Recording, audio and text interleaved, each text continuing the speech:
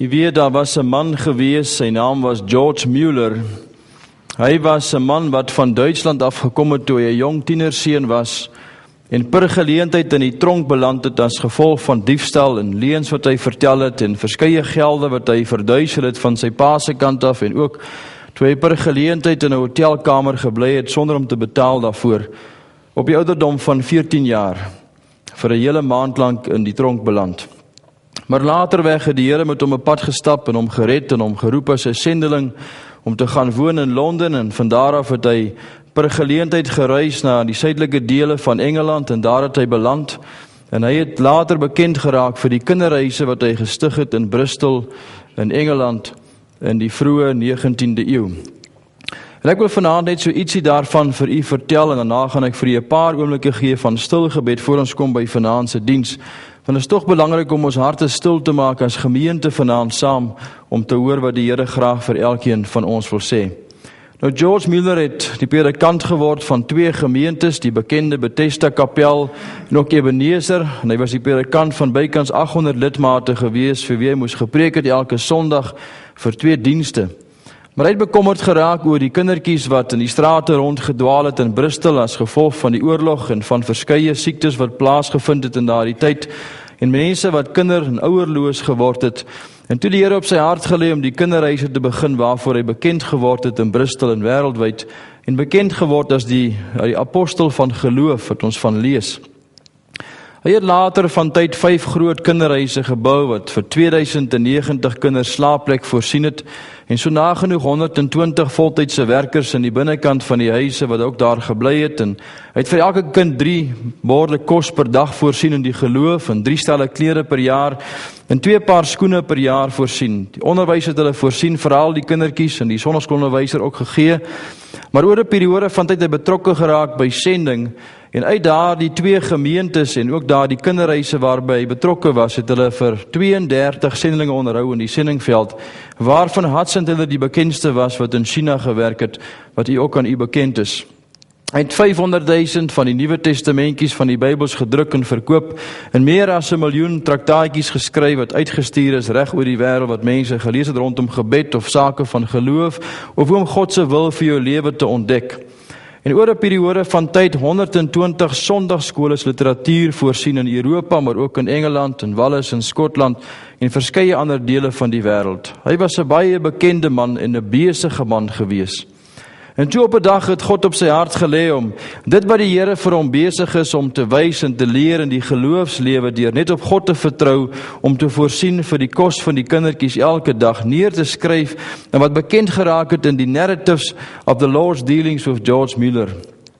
Die handelinge van God met George Müller. Hy het die eerste een geskryf daarvan en uitgestuur in verskeie dele van Engeland en Wales en Skotland en ook in Europa.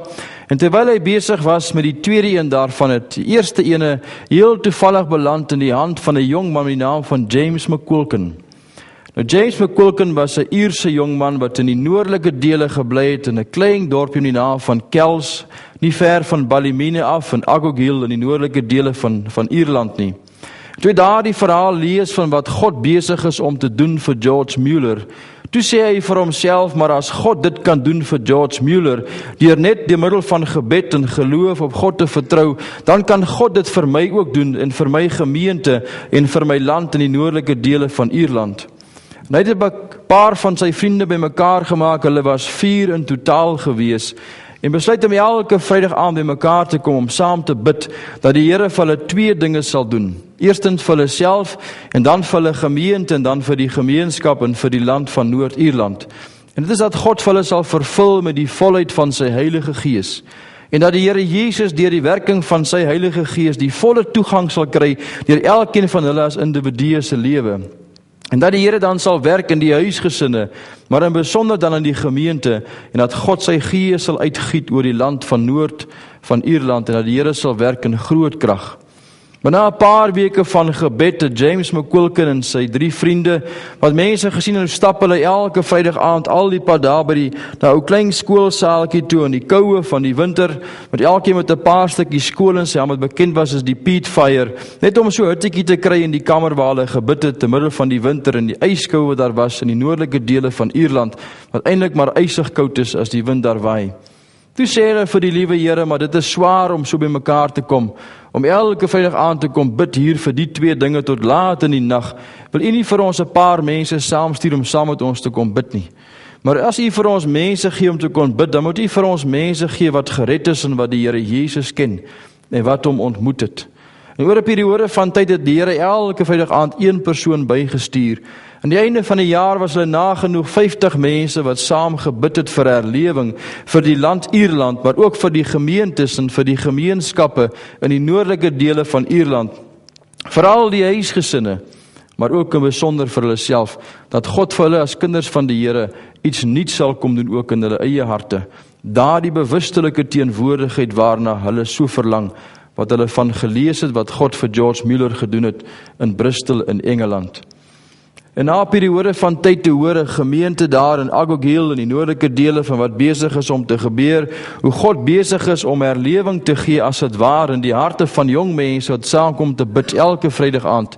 En toe nooi hy vir James McQuilkin om te kom om te vertel van wat God besig is om te doen. En toe hy genooi word, toe praat hy die eerste keer daarvan het nie veel gebeur nie. Toe word daar 'n spesiale diens beplan op 'n Sondagmôre waar die jong mense kon kom getuig en vertel van wat God besig is om te doen. Die plek was so volgepak gewees in die kerksaal, die galery was so volgepak, toe begin het reën.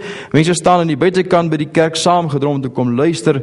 Die polisie het die mense uitmekaar uitgejaag, hulle was bang die galery sak in mekaar as gevolg van die gewig van die mense wat so saamgedrom het in die kerkgebou. En toe kom die herlewing waarvoor hulle gevra het. Mense uitgestap het in die kerk, met hulle vol pakke klere gaan lê het in die straat op hulle gesig, in die modder, in die reën, hulle sondes voor God as kinders van die Here bely het en reggemaak het voor God, dat die Here vir hulle sal seën, hulle sal vergewe vir al die verkeerde dinge wat hulle gedoen het.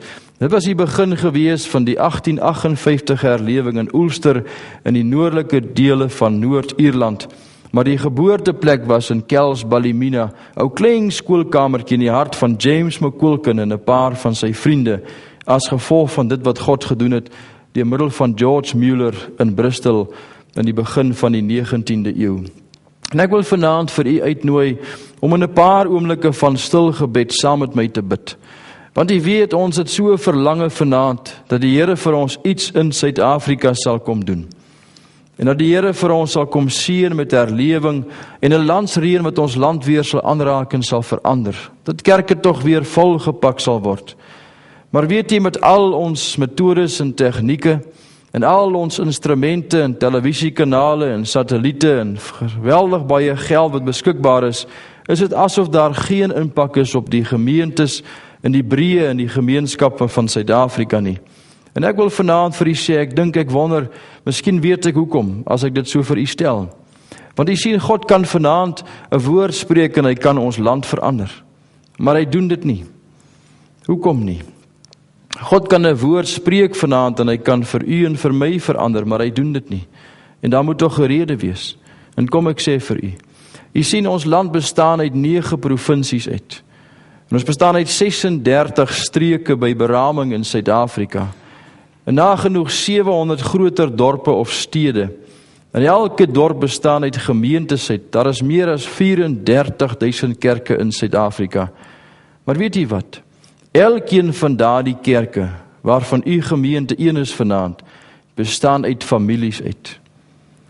En elke familie bestaan uit 'n individu. En alvorens God die land sal verander, moet God begin werk in die hart van die individu. Ons het al soveel dae van gebed gehad in Suid-Afrika en van verootmoediging en stadiondienste wat volgepak is en transformasie byeenkomste en verskeie ander geleenthede wat wonderlik is en mooi. Maar is asof daar net nie 'n deurbraak kom in Suid-Afrika nie. En mense gaan weg van so 'n geleentheid af sonder dat die hart van die mens aangeraak en verander is. En daarom weet ek vanaand in my hart dat God wil begin in die hart van die individu. En as die Here vanaand sy volle gang kan kry in u en my hart, En ons kan vanaand met die Here Jesus vars ontmoet as 'n individu. En hy kan u en my hart aanraak en verander vanaand, dat ons daardie nuwe lewe in teenwoordigheid kan oorspoel in ons huisgesinne, waar God in ons huisgesin kan werk met groot en nuwe krag. En ons huisgesin kom dan by mekaar op 'n Sondagmôre met 'n warme, intieme atmosfeer, omdat die gesin reg is met God. Dan is die gemeente reg met God. En as al die kerke van Suid-Afrika of van 'n spesifieke gemeenskap so met die Here ontmoet, dan kan 'n gemeenskap verander ten goeie. Die enigste oplossing vir ons in Suid-Afrika is herlewing, wat kan lei na 'n geestelike ontwaking en 'n reformatie. En as dit nie werk nie, is dit net Jesus se wederkoms wat ons land kan verander, wat binnekort seker sal plaasvind in die volgende klompie jare wat sal voorlê. So ek wil vanaand vir u uitnooi, hier in 'n paar oomblikke van stil gebed, kom ons fokus vir 'n paar oomblikke op onsself, as 'n individu. Dan vra ons vir die liewe Here, of hy nie vanaand deur sy gees wil kom praat met u nie. Nou vergeet van u vrou wat langs u sit, of u man, of u kinders, of van u geliefdes wat saam met u is vanaand, en fokus net op u self. Dan praat u met die Here en vra vir hom of hy nie vanaand deur sy gees net met u sal kom werk, en u hart sal kom aanraak en sag en weeg sal kom maak vir hom, dat hy daar kan begin werk wat kan oorspoel in die huisgesin, en die huisgesin na die gemeente, die gemeenskap na die breë gemeenskap, en so ook om uit te kom by ons land Suid-Afrika. So kom ons vergeet van Suid-Afrika vir 'n oomblik, en kom ons vra vir die liewe Here, in 'n paar oomblikke van stil gebed, of hy nie sal begin werk in ons hart vanaand, dat ons lewe 'n impak kan maak op die mense rondom ons nie. Kom ek gee vir u 'n paar oomblikke van stil gebed. Here Jesus, George Muller het soveel jaar gelede die kinderreise begin, en toe daar vir hom gevra is waarom, het hy hierdie geweldige stap in geloof geneem. Toe sê hy maar hy wou graag vir die mensdom daar buite kan wys, dat daar is steeds 'n realiteit in die dinge van God. Dat God op grond van gebed en geloof nog steeds te midde van depressie en oorlogtyd en verskeie ander krisisse wat daar was, gebed kan verhoor en soveel kinders kan onderhou ook in die geloof. En Here Jesus, vanaand as ons voor u stil is en ons kyk na Suid-Afrika, en ons sien die kerke wat besig is om leeg te loop, en ons sien die ongeregtigheid wat besig is om te vermeerder en te groei in die toename van duisternis, Here, dan wonder ons so dikwels by onsself as ons daarna kyk, of dit nog moontlik is vir God om in die laat uur van ons lewe nog ons land aan te raak en te verander. Is dit nog moontlik vir u, Here, om die televisies te verander in Suid-Afrika en al die programme wat op ons afgespoel word as dit ware elke dag, en die multimedia van koerante en tydskrifte en verskeie ander dinge wat ons langs die paaie opmerk, Here, die goddeloosheid van ons dag. Ons dink, Here, aan die geweldige misbruik van alkoholisme en van dwelms en verskeie ander krisisse in die skole vandag, veral die rebelse kinders van ons tyd, Here, en verskeie ander dinge. Dan wonder 'n mens so dikwels of dit nog moontlik is vir ons om dit te kan sien verander. Maar tog weet ons, Here, as ons kyk na die boodskap van vanmôre wat u vir ons gegee het, dat daar hoop is, solank as wat daar hoop is vir herlewing, is dit daar hoop is as God kan opdaag om ons lewe en ons lot te verander. En daarom weet ons, Here, u is dieselfde God wat in 'n paar oomblikke 'n woord gespreek het, en u het vir Abraham en vir Sara toe sy oud en afgeleef was, 'n ou kindjie gegee met die naam van Isak. Here, u het vir Sagaria en vir Elisabeth 'n kindjie gegee toe sy oud en afgeleef is, en sy naam was Johannes, die een wat die weg sou voorberei vir Jesus wat sou kom.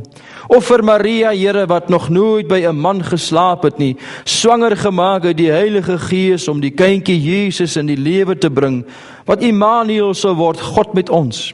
Dis u, Here, wat die son en die maan het stilstaan het vir 'n paar oomblikke, dat Josua kon veg in die dale van Ayalon teen die Amalekiete en daar die wonderlike oorwinning kon behaal. Dis u wat vanaand die natuurlike dinge kan verander in iets bonatuurliks, Here, om vir ons herlewing te kan stuur in 'n geestelike ontwaking, wat kan lei na 'n reformatie in ons land Suid-Afrika, wat ons lewe totaal al kan verander, ons huisgesinne, ons gemeente, ons gemeenskappe, ons land Suid-Afrika, Here, dit waarna ons so verlang, onder ons eie mense in Suid-Afrika.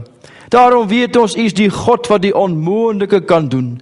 Het Job dan nie immers gesê, daar is niks te groot of onmoontlik vir U nie, Here.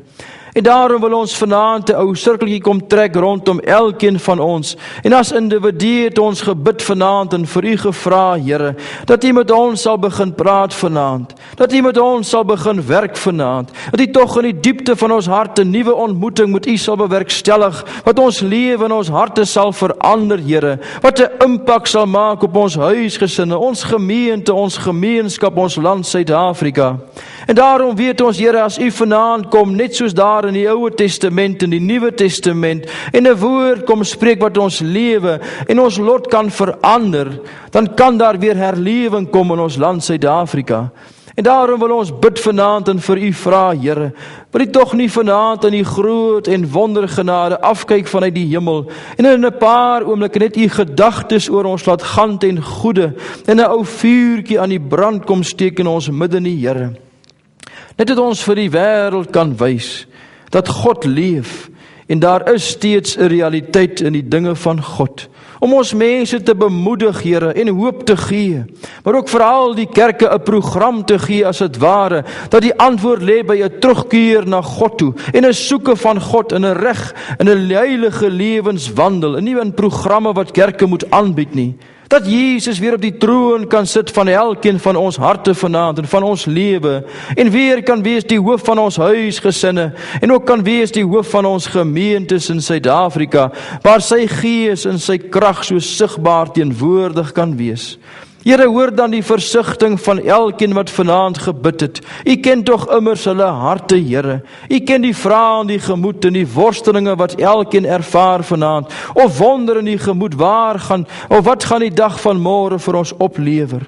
Here, hoor dan die gebed van ons hart en sien die verlange raak na herlewing vanaand, Here. En kom steek 'n ou vuurtjie aan die brand in elkeen van ons se harte, wat 'n effek sal laat in die wêreld daar buitekant. Ons bid dit in die wonderlike naam van ons Here Jesus. Amen.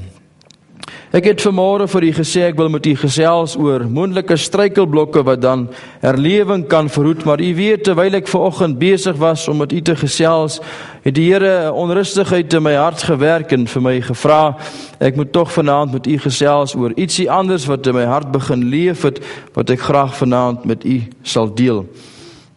So ek wil vir u uitnooi om saam met my te lees in die woord van die Here vanaand, as ons saam gaan lees uit die baie bekende gedeelte in Markus hoofstuk 4, wat verwys na die gelykenis van die saaier. Markus hoofstuk 4, die gelykenis van die saaier.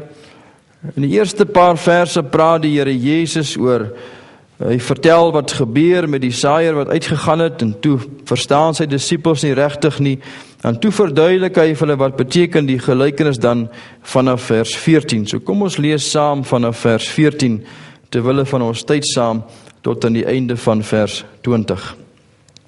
Die saaier saai die woord. Het is hulle wat langs die pad is waar die woord gesaai word, maar sodra dit gehoor het, kom die Satan dadelik en neem die woord weg wat in hulle harte gesaai is. En net so ook is hulle by wie op die rotsagtige plekke gesaai word, want as hulle die woord hoor, dit dadelik met blydskap aanneem, maar geen wortel in hulle self het nie, hulle is net vir 'n tyd.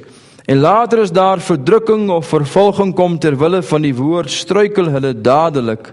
En hulle by wie in die dorings gesaai word, is hulle wat die woord hoor, en die sorge van hierdie wêreld en die verleiding van die rykdom en die begeerlikhede in verband met die ander dinge kom in en verstik die woord, en dit word onvrugbaar.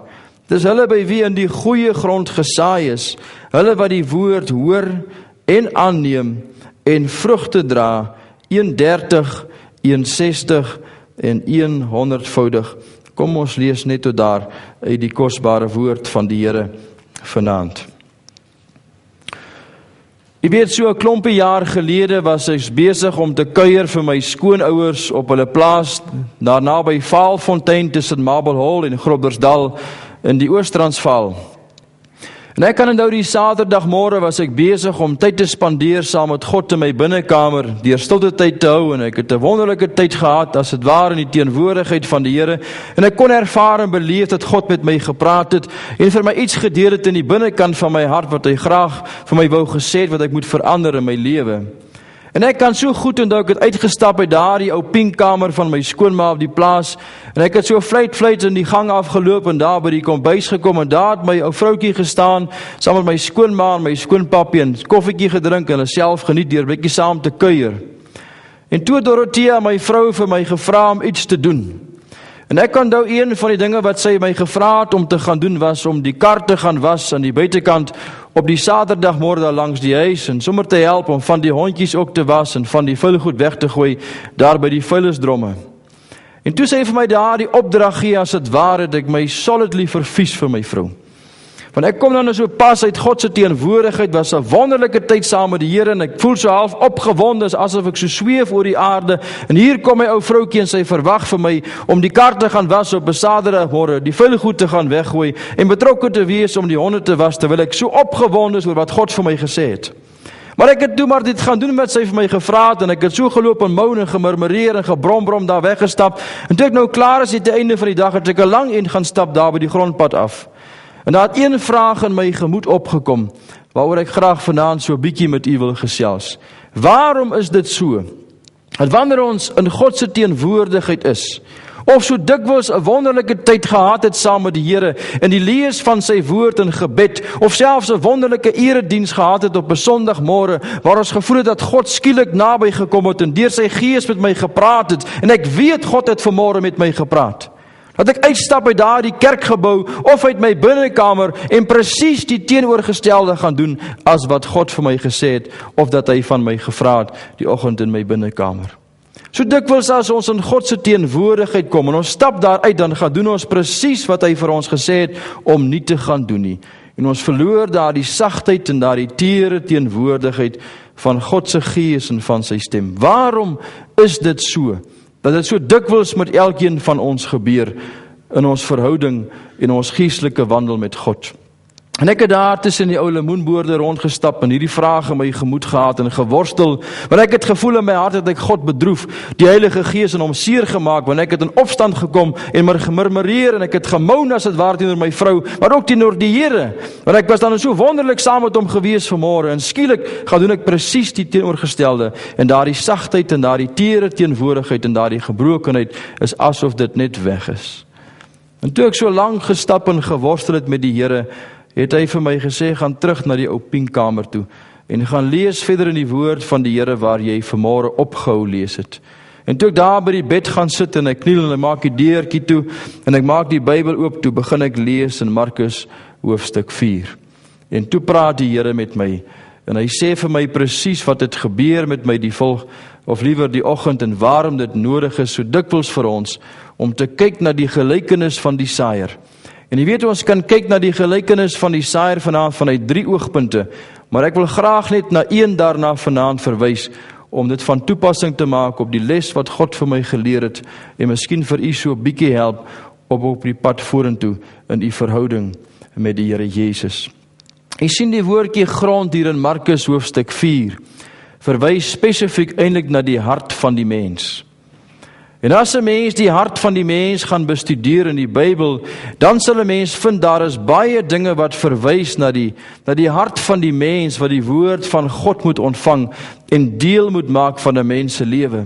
En Salomo verwys na een van so 'n woord in Spreuke 4 vers 23, toe hy gesê het, bewaak jou hart bo alle dinge van die lewe, want uit die hart van die mens kom die oorsprong van die lewe. En daardie woord hart in die Hebreëse taal van die Ou Testament beteken die woord cardio.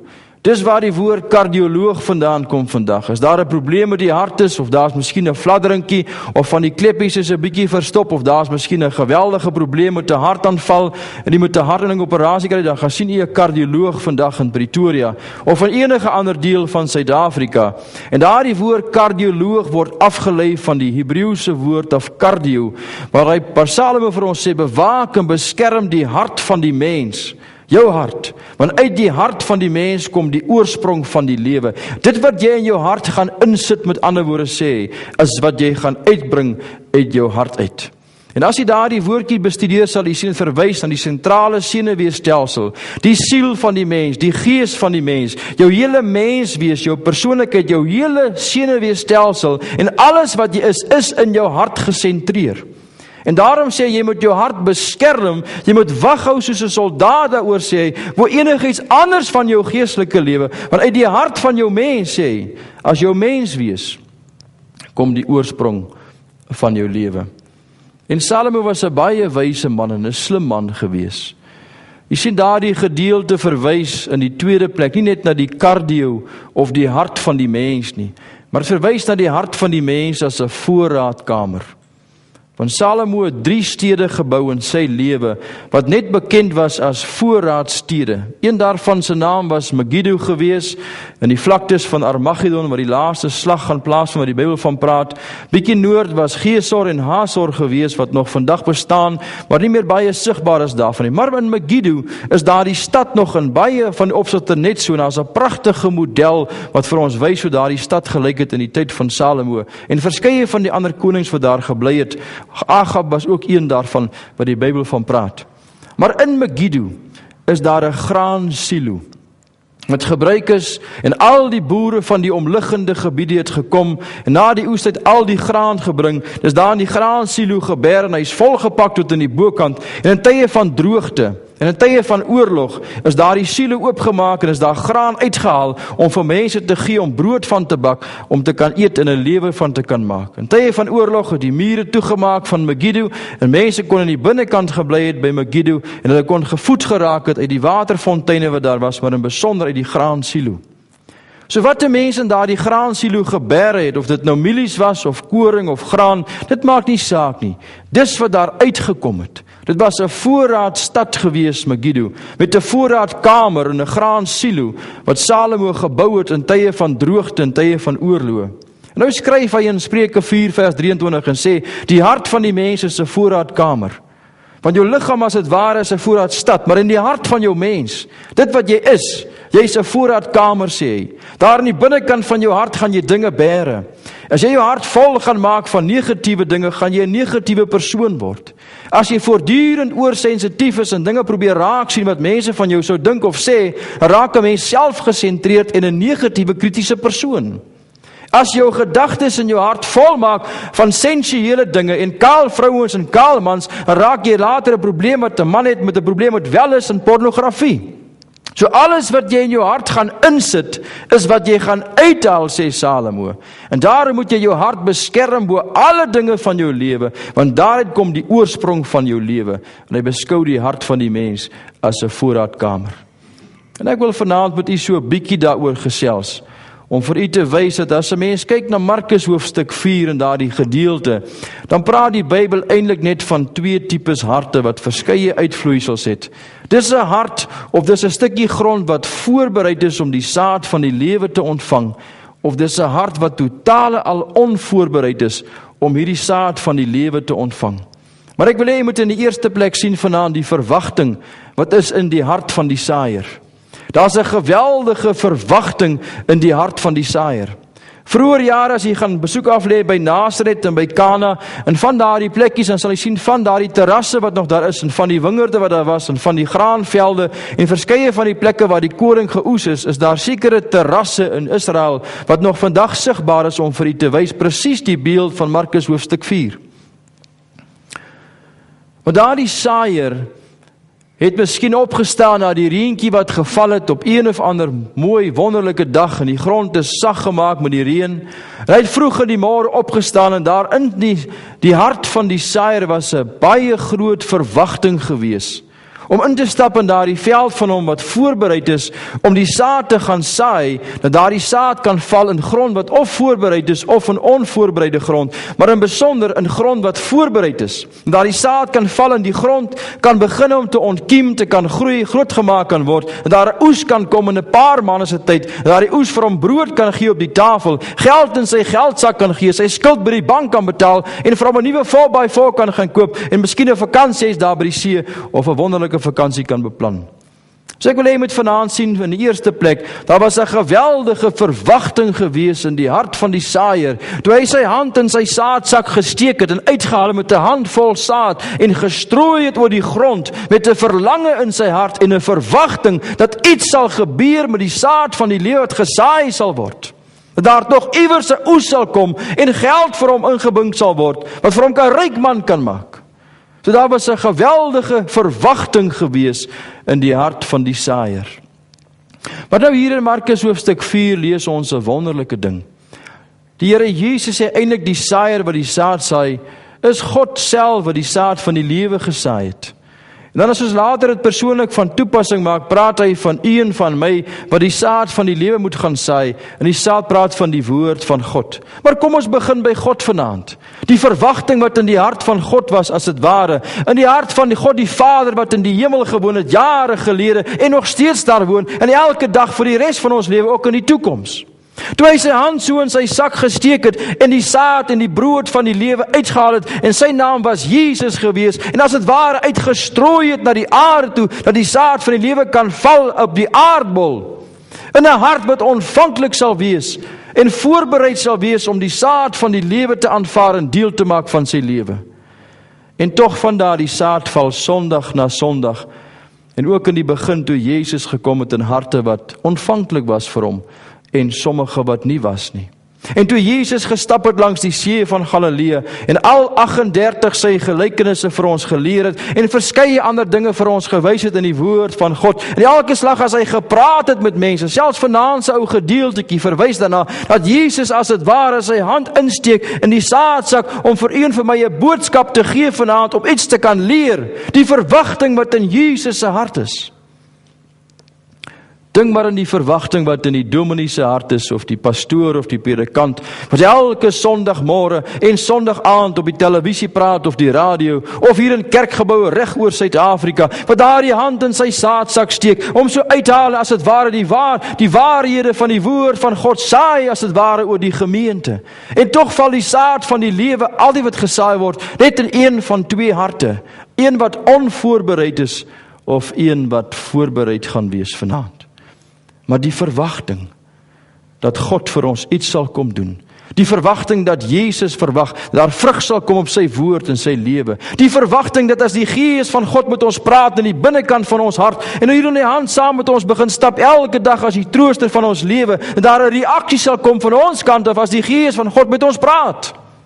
Die verlange in die hart van die prediking van God se woord, sondag na sondag van kansels af, daar iets sal gebeur in die harte van die mense van die gemeente.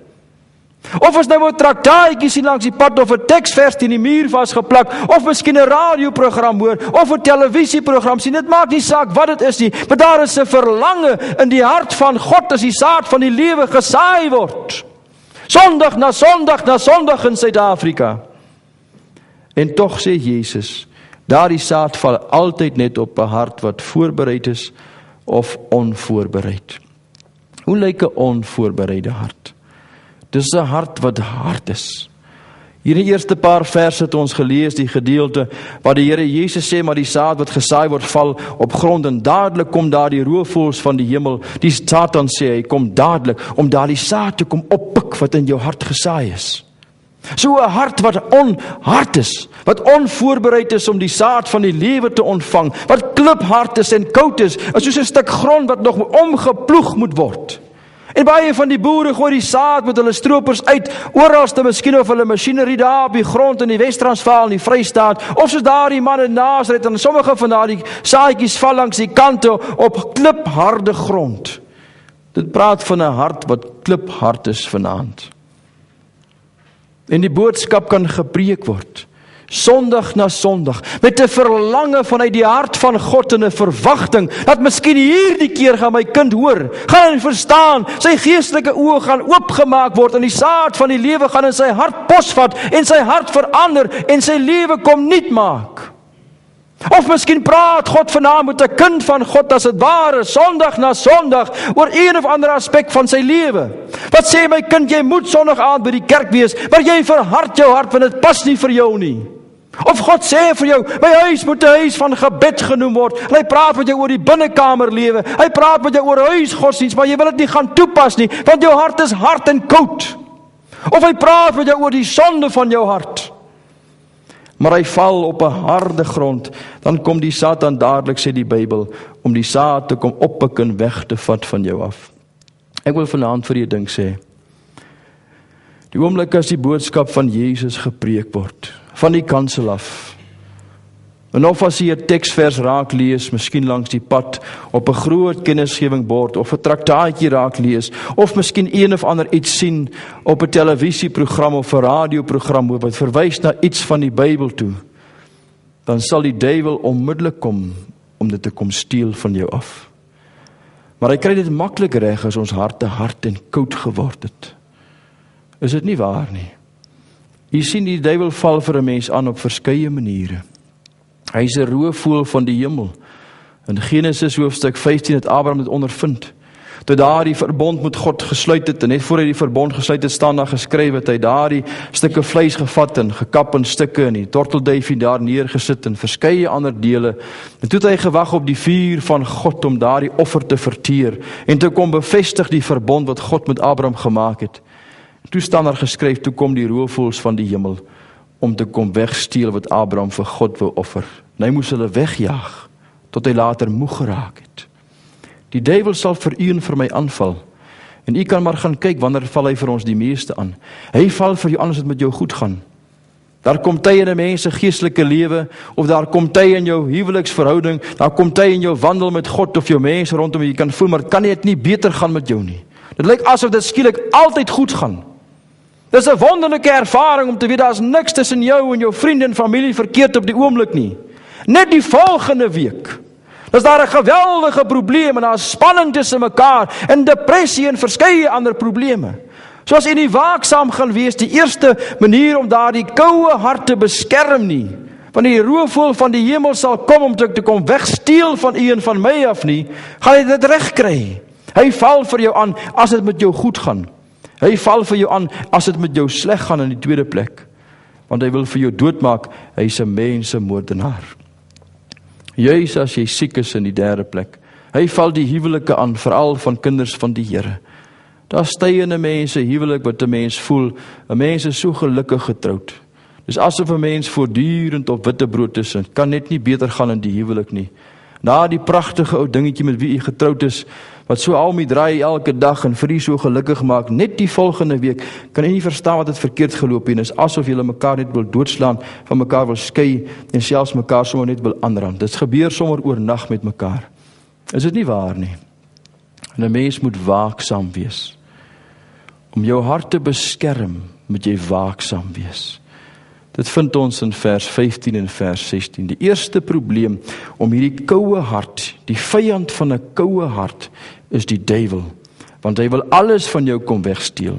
So jy moet waaksaam wees. En daarom sê Salomo, beskerm jou hart, soos 'n man wat 'n soldaat is wat op wag staan, paraat om iets te verwag en daarop te kan reageer. Want die roofvoël van die hemel sal kom om daardie saad wat vanaand gesaai word, met 'n verlange vanuit die hart van God en van Jesus en van die Heilige Gees, wat hy vir my gegee het om vir u te kom gee vanaand, van u af weg te steel en die harte verharte, wil jy na my luister. Maar die tweede hart, as deel van onvoorbereide grond en harte, is wat 'n mens se hart wat geen diepte het nie. Ons lees dit in die Bybel baie duidelik. Sommige van die saad val daar in doringsplekke, sommige val daar in rotsagtige plekke.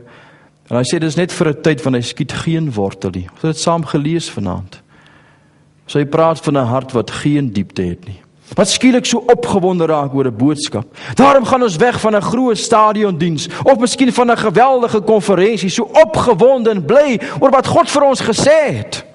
En daar is 'n opgewondenheid in ons harte, maar daardie saad skiet net nie wortel en word deel van ons lewe nie. Dit is net daar vir 'n sekere tydjie. Ons is so emosioneel opgewonde. Ons maak beloftes aan die Here en sê, Here, ek sal vir u volg, ek sal vir u dien. Ja, ek sal self saam met u sterwe, soos wat Petrus gesê het, toe hy so opgewonde was saam met Jesus. En Jesus vir hom sê, Petrus, jy weet nie wat jy sê nie. Jy gaan my vanaand 3 maal verloon voordat die haan kraai. Daardie aand staan Petrus voor 'n diensmeisie, Nie eers voor Kajefas of die hoëpriesters nie, maar 'n eenvoudige diensmeisie, sê die Bybel. En hy verloon vir Jesus. Jy sien 'n hart wat geen diepte het nie. As deel van 'n onvoorbereide hart, raak opgewonde oor die boodskap van Christus, maar u laat dit nie toe om wortel te skiet nie. Hoe skiet die woord van God wortel in 'n mens se hart? Kom ek sê vir u, 'n eenvoudige voorbeeld uit hierdie gedeelte uit. Die saaier saai die woord.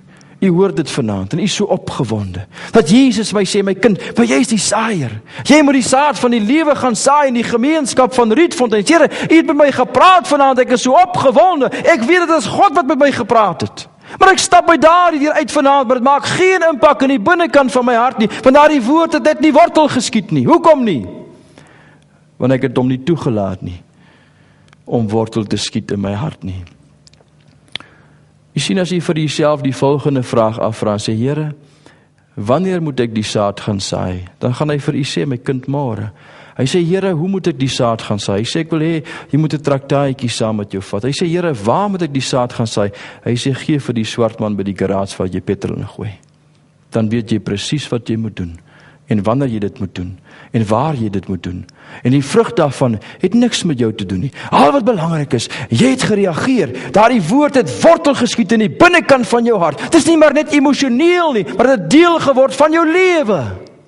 Soms is ons so opgewonde as God met ons gepraat het oor een of ander iets van ons lewe, maar ons laat God nie toe om dit deel te maak van ons lewe nie. Dan kom daar geen vrug vandaan nie, sê die Bybel.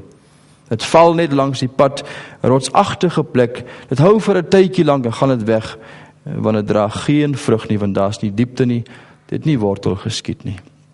Dan sê hy pertinent, as daar verdrukking kom en vervolging, soos in die geval van Petrus, dan faal ons so dikwels en ons verloon die Here Jesus, veral as die swaar kry kom. Is dit nie waar nie? Elke dag by die werk het u en ek 'n keuse om op te staan vir Jesus teen die goddeloosheid van ons tyd. Maar baie van ons mense lag maar saam vir 'n vuil grap by die werk. Praat maar saam met 'n kinderstorie of 'n ligsinnigheidjie daar by die werk, of 'n agteraf gepraatery van 'n ander persoon. Eerder as om stil te bly en God toe te laat om in u te werk en deur u te werk. Maar u sien, u sal staan vir die waarheid. En u sal ophou om sleg te praat van ander mense, as die woord begin wortel skiet. Is dit nie waar nie? En begin deel word van ons lewe. Kyk maar wat sê daardie gedeelte in Spreuke 4 vers 23 vir ons. En kom ek lees vir u die volgende paar versies. Dit is van kardinale belang, om dit te kan verstaan. In Spreuke 4 vers 23. Ek kan dit seker vir u aanhaal, maar u moet dit saam met my lees in Spreuke 4 vers 23. Net die volgende paar verse. Bewaak jou hart meer as alles wat bewaar moet word, want daaruit is die oorsprong van die lewe. En kyk wat sê hy nou. Verwyder van jou die valsheid van jou mond, en hou van ver van jou af die verkeerdheid van lippe. Laat jou oor reguit kyk, jou ooglede reg voor julle uithou, maak die pad van jou voet gelyk, en laat al jou weë vas wees, gewortel. Wyk nie regs of links af nie, en hou jou voet weg van die boosheid. Maar wanneer ons haastig is, en wanneer die woord van God nie wortel skiet nie, wanneer daar weerstand kom en verdrukking en swaar kry, dan faal ons so dikwels as ons harte nie diepte het nie. 'n derde tipe hart wat duidelik na vore kom in hierdie gedeelte, as deel van 'n onvoorbereide hart, is 'n hart wat wêrelds is. Vol van die wêreldse dinge. Die Engelse woord, ek hou so baie van die Engelse woord, ek het vanmiddag weer dit gaan oplees in die kommentaar. Hy sê, it's a crowded heart. 'n hart wat vol is van dinge, behalwe die dinge van God. 'n hart wat vol is. Jy sien, die vyand van 'n harde hart is die Satan. Die vyand van 'n hart wat nie diepte het nie, is die vlees. Maar die vyand van 'n hart wat vol is van dinge, spesifiek, is die wêreld. Al die wêreldse plesiere wat ons rondom ons het elke dag. En daarom sê die Here Jesus, julle moenie die wêreld lief hê vir dinge van die wêreld nie, maar julle moet julleself beskerm en bewaar, sê hy. Bewaak jou hart van die dinge van die wêreld, wat jou hart wil volmaak, en daar die vreugde en die blydskap van God kom wegsteel, wat so dikwels deel is van elkeen van ons se lewe. En dan praat hy van 'n paar dinge daar, wat skielik na vore kom in 'n hart, wat vol is van verskeie dinge. Hy praat van bekommernisse. wat so dikwels ons hart vol maak. Bekommernisse oor finansies, bekommernisse oor ons kinders, bekommernisse oor wat met my gaan gebeur in die volgende paar weke of maande of jare. Dit maak nie saak wat dit is nie. Of miskien 'n liefde vir die wêreldse dinge, wat daar staan, die verleidelikhede van die rykdomme van die wêreld. Miskien bekommernisse oor geld, of selfs 'n soeke na geld. Ek weet nie wat dit vanaand is nie. Dit maak ook nie saak nie. Maar 'n hart wat vol geraak het as gevolg van wêreldse dinge, of 'n liefde vir dinge wat ons hart net skielik so vol maak. Dit is daardie sagtheid en daardie tere stem van God mis. Maak het ons so dikwels die saadjie wat gesaai word, met God, met 'n verlange vanuit sy hart, mis. Want ons hart is vol van ander dinge. Ek weet nie wat dit vanaand is nie, in u en my hart. Maar so dikwels as gevolg van 'n hart wat vol is, mis ons die tere, sagte stem van die Here, en die saad van die lewe, wat vir ons iets kan beteken. Maar nou sê Jesus aan die ander kant, daar is die grond wat voorbereid is. En in so 'n voorbereide grond kom daar een tipe hart voor, en dis 'n vrugbare hart. 'n Hart wat die woord van God ontvang en 'n deel maak van sy lewe. Kyk wat staan daar geskrywe, en ek wil vir u vra om saam met daarna te kyk. In Markus hoofstuk 4 lees ons in vers 20 'n wonderlike ding. Dit is hulle by wie in die goeie grond gesaai is. Hoor nou mooi. Hulle wat die woord hoor, en hulle wat dit aanneem, en hulle wat gaan vrug dra. Met ander woorde, hulle wat dit hoor, dit deel maak van jou lewe, van jou hart is ontvanklik daarvoor, jy bied nie weerstand nie, en jy gaan dra die vrug wat God van jou vra. Jy weet hoe die profeet Jeremia die woord van God gevind het, Jeremia 15 vers 16 staan daar geskryf, toe ek die woord gevind het, het ek die woord opgeëet. Die woord was 'n vreugde en 'n vrolikheid vir my hart en blydskap. Wat sê Jeremia? Toe die woord van God gevind het, het ek het geëet sê, dit so deel gemaak van my lewe, en daardie vreugde en blydskap wat kom in die binnekant van my hart was sigbaar vir almal om te sien. Daar was vrug gewees, my hart was vrugbaar toe God met my gepraat het. Maar weet jy wat sê Openbaring hoofstuk 1 vers 3? Salig is hy, gaan lees maar Openbaring 1 vers 3, salig is hy wat die woorde van die profesie lees. Dis die Bybel. En het hoor, en het aanneem, want Jesus se koms is naby. Vers 3 van Openbaring 1. Salig is hy wat die woord van God lees, hoor, met ander woorde verstaan, dit deel maak van jou hart, met ander woorde aanneem, en die vrug gaan dra, 30, 60 en 100voudig, wat God van u en van my verwag. Salomo sê, julle moet julle harte beskerm en bewaar bo alle dinge, want uit die hart van jou as mens, uit die hart van jou mens wees, kom die oorsprong van elkeen van ons lewens. Dit wat ons vandag is, wat ons môre gaan wees, is wat ons gaan insit vanaand in ons hart.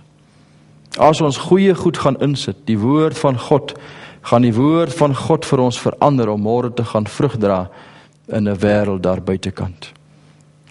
Jy weet, in die hart van God was daar so 'n verlange gewees, toe daardie een môre sy hand so in sy sak gesteek het, want so lief het God die wêreld gehad, en sy seun Jesus uitgehaal het, en uitgegooi het oor die aarde, dat almal wat in die wêreld is, nie verlore mag gaan nie, maar tot bekering kan kom, en in Jesus kan glo, was daar 'n verlange in sy hart, en 'n verwagting, om vir iets te maak met hierdie sondige wêreld wat op die aarde is, en daarom het hy sy seun gestuur met 'n verlange, dat almal sy seun sal aanvaar, en tot bekering sal kom, in geloof in Christus, en hulle lewens sal verander. En daardie saad het geval in Jerusalem, eers in Bethlehem, en toe in Nazareth, en toe in Jerusalem, en daar onder die menigte van mense was daar 2 tipe harte, die wat voorbereid was en onvoorbereid. Hulle wat Jezus ontvang het, sy boodskap aanvaar het en deel gemaak het van hulle lewe, die disippels geword het en al die volgelinge, die kerk deur die eeue heen, waarvan u en ek vanaand 'n vrug is, ook hier in Suid-Afrika.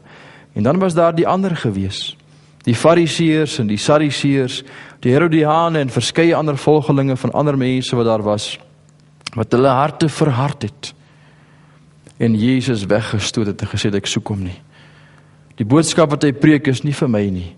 Want jy sien toe die hart hard is, en die saad kom weg, pik het skielik, het daardie saad nie in hulle harte pos gevat nie. Of miskien in daardie hart wat so min diepte gehad het, want Jesus het hulle sonde aangespreek, die Fariseërs en die Sadduseërs. Hulle liefde vir geld, die verneek van die mense met die tempelbelasting en verskeie ander probleme. Die sondes van sy tyd het hy aangespreek. En gesê, julle moet 'n lewe van liefde lei en van vergifnis, en mense het weerstand gebied en die boodskap weggesteek, want die vlees het nie daarvan gehou nie. En daarom het die hart wat nie diepte gehad het nie, om weggestoot.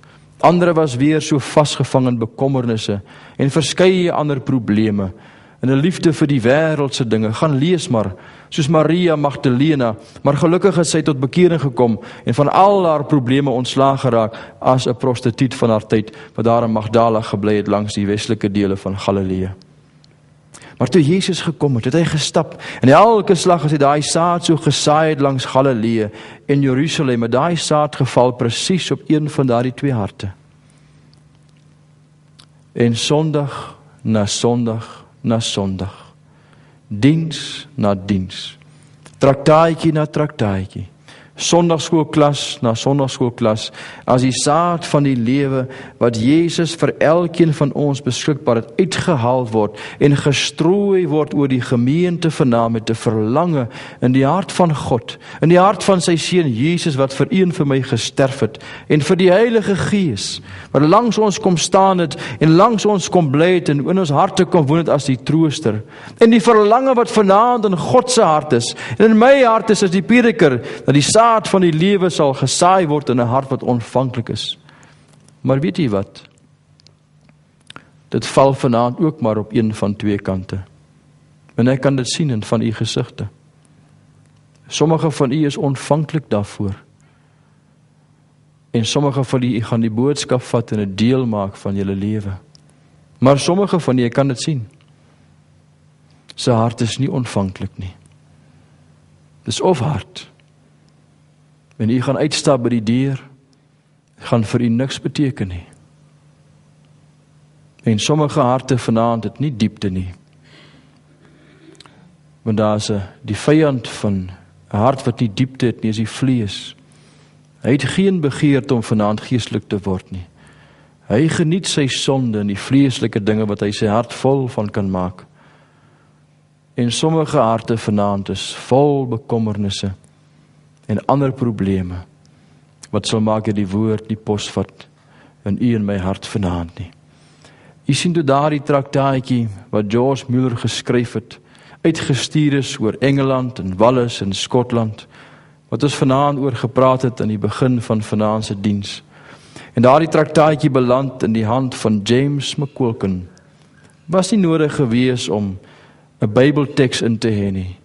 Maar toe daardie traktaatjie optel, was daar 'n verwagting in die hart van die Vader, in die hart van die Here Jesus, in die hart van die Heilige Gees, en 'n verlange in die hart van George Muller, dat mense wat die verhaal sal lees, bemoedig sal word, versterk sal word, uitgedaag sal word om te sê, maar as God dit kan doen vir George Muller, kan God dit vir my ook doen. As God dit vanaand kan doen vir James McQuilkin in Noord-Ierland, kan God dit vir Rietfontein doen. God kan dit vir Wonderboom doen. Hy kan dit vir Suid-Afrika vanaand doen. Hy kan die saad van die lewe uitsaai oor ons vanaand met 'n verlange in sy hart, dat u vanaand miskien die boodskap van herlewing sal vat en dit sal deel maak van jou lewe. Daar is sommige van u vanaand by wie God pleit al vir maande en vir jare en sê, my kind, moet jou hart nie verhard nie, gee by jou hart. Hy saai die saad uit vanaand oor die gemeente van Rietfontein, met 'n verlange, sê my kind, jy wat nog tot bekering moet kom, vanaand is jou aand. En jy wat gered is, wat geheilig moet word, dis die wil van God, word nie dronk van wyn nie, daar is ons bandigheid en sê Jesus, maar word vervul met God se Gees. Wees heilig, sê Jesus, want ek is heilig. Daar is sommige van u vanaand, met wie God al 'n pad stap vir week en vir maand, en by jou pleit en by jou smeek, met 'n verlange as hy met jou praat, dat jy sal reageer. Maar daar's geen vrug nie, want jy reageer nie. Want jou hart is of hard en onvoorbereid, of jou hart is sag en week en ontvanklik vir God. Ek weet nie hoe lyk die hart vanaand nie. Maar weet jy wat? Elke Sondag as hier 'n man hier voor staan om te preek, elke slag as jy jou Bybel oopmaak om 'n stukkie te lees vir die Sondagskool of 'n dagstukkie boek, net om jou gewete te sis, maak nie saak wat dit is nie, dan gebruik God daar die saad wat gesaai word, en dan sit daar 'n verlange in sy hart, dat dit waarvoor hy sy seun gegee het, dat hy vir ons so lief gehad het, dat hy sy seun gegee het, dat Jesus vir u en vir my so lief gehad het, dat hy gewillig was om vir ons te kon sterf, dat die Heilige Gees vir u en vir my so lief het, sê Romeine 15 vers 30, dat hy in die binnekant van 'n sondige mens se hart sal kom woon. As God en as 'n persoon, en elke dag as ek stap aan die strate van Suid-Afrika, en ek sien die goddeloosheid, en ek maak my gedagtes en my hart vol met pornografie, en wellness, en negatiewe goed, dan bedroef ek die Gees van God langs my. Dan praat hy met my, hy pleit by jou vanaand, en met my en sê, my kind, jy moet dit nie doen nie. Hy weet voor jou heilige siel vanaand, as jy televisie gaan kyk vanaand, jy sien daar die vrou waar staan, seks en nudity en language en wat kom, hy weet dit. Maar jy sit, dis dit o God en Jesus en al die ander woorde, wat begin met 'n F en verskeie ander woorde. En hy weet dit. En hy praat met jou vanuit 'n verlange dat jy daardie kanaal sal verander of sal afsit om jou hart te beskerm en te bewaar. Maar jy wil nie. Want dit pas nie vir jou nie. Is dit nie waar nie? En daarom kom so baie van u en ek op 'n Sondagmôre kerk toe. Opgestaan, net betyds, koppie koffie gedrink, aangetrek en ek stap by die kerk in, want ek moet hier wees. En dominee preek, maar daar's geen impak in my hart nie, want my hart is nie voorbereid nie. Maar wat kon gebeur het gisteraand as u gaan slaap het? En daar die sagte, tere teenwoordigheid van die Here Jesus met 'n hart wat skoon is. Deurweek is in die woord van God en opgestaan vanmôre vroeg voor die kerk toe gekom het, met 'n hart wat sag en ontvanklik was. En tyd saam met hom spandeer het om u hart voor te berei, dat as Jesus vanmôre met u kon praat, dat u sy stem kon hoor. Weet u wat? Ons samekoms vanaand is nie maar sommer net so nie. Vanoggend was ook nie so gewees nie. U en ek is vanaand hier met 'n doel, omdat God vir u graag hier wil hê. En al kan u hom nie sien vanaand nie. Ons het so verlange so dikwels om God te sien, te ervaar, te beleef, om te weet hy's hier. Maar hy's hier vanaand deur sy Gees. Hy sit langs u vanaand in die kerkbank. En as u 'n kind van God is, dan woon hy in u hart vanaand, deur die Heilige Gees wat vir u sy geloof gegee het, die sekerheid van geloof. So hy gaan saam met u uit vanaand. En vanaand as jy by die huis kom, en jy lees 'n traktaatjie of 'n boek voor jy gaan slaap, of môreoggend voor jy opstaan, dan saai die Here die saad met 'n verwagting, dat jy dit sal vat, en sal deel maak van jou lewe, dat jou lewe sal verander. En vir ander mense iets sal beteken. Jy sien, as daar die boere die graansilo nie volgemaak het in Megiddo nie, en daar het oorlog gekom in droogte, was daar geen saad om te eet nie. Mense kon nie gevoed word nie. Daarom kan baie van ons mense in Suid-Afrika, selfs vanaand, sommige van u wat hier sit, vir ander mense niks beteken nie. Want die binnekant van die hart is niks van Jesus en sy woord gebeure nie. Ons kom maar kerk toe Sondag na Sondag, maar ons lewe getuig en praat nie. Ons leef nie 'n lewe van gebed nie, en van heiligheid nie. En is duidelik sigbaar dat ons biddeloos geword het in Suid-Afrika. Die bid hier Woensdae aand is leeg. Huisgodsdienst bestaan nie meer in Suid-Afrika nie. Miskien praat God al lank met u oor huisgodsdienst. En stilte tyd in die binnekamer waar u en ek as individue met God ontmoet het, skaars geword. Weet jy wat van huisgodsdienst? Die mense vandag in Suid-Afrika dink dat God die opdrag vir die kerk gegee het en vir die skool om die gesin en die kinders groot te maak in die vrees van God. Hy het nie. Ek vind dit nêrens in die Bybel dat God gesê het hierdie gemeente is verantwoordelik vir u kinders en kleinkinders met sonnaskool nie. Dis 'n aanvullende ding. Maar in 2 plekke staan daar geskryf in die Bybel, dat God die opdrag gee vir die pa en die ma, om in die alledaagse dinge van die lewe, as jy sit en staan, op reis gaan en as jy lê, jou kinders op te voed in die vrese van die Here. Dis huisgodsdiens. Dit bestaan nie meer nie. Nou sê die Here Jesus in 1 Johannes hoofstuk 5 'n wonderlike ding. Hy sê, dis die vrymoedigheid wat julle het. As julle bid en vir my vra enige iets volgens my wil, dan gaan ek dit vir julle gee. En as God vir u en vir my opdrag gee, om ons kinders groot te maak in die vrees van die Here, en ons doen dit nie, is ons ongehoorsaam aan 'n gebod van God. Ons doen nie sy wil nie. Ons is nie op gebedsgrond nie, want ons harte is nie ontvanklik daarvoor nie, want dit pas nie vir my nie. God het nie nodig om vir ons te seën nie, want ons doen nie wat God vir ons sê om te doen nie. Is dit nie waar nie?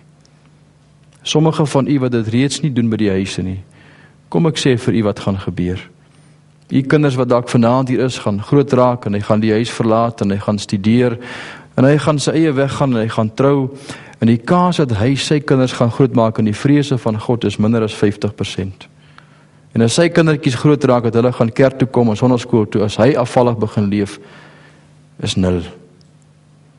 2 geslagte, dan Suid-Afrika in 'n geestelike duisternis in toestand. Net omdat u en ek aan God ongehoorsaam is, toe hy die verwagting in sy hart gehad het, om Jesus vir ons te gee op die aarde, en sy Heilige Gees om vir ons te lei, en terug elke dag van ons lewe. Maar ons sê, nee, hierdie boodskap pas nie vir my nie, en ek verhard my hart. Of ek hoor wat u vanaand vir my sê, en sê, Frans, dit is 'n wonderlike gedagte wat jy met my deel, maar as ek daar uitstap, dis dit die einde daarvan. Dis nie vir my nie. Want dit pas nie vir my nie. Is dit nie waar nie? Maar vir u wat dit gaan vat vanaand, en deel gaan maak van u lewe, salig is hy wat die woorde hoor, dit deel maak van sy lewe, sê die Bybel, en gaan vrug dra, hy sal geseën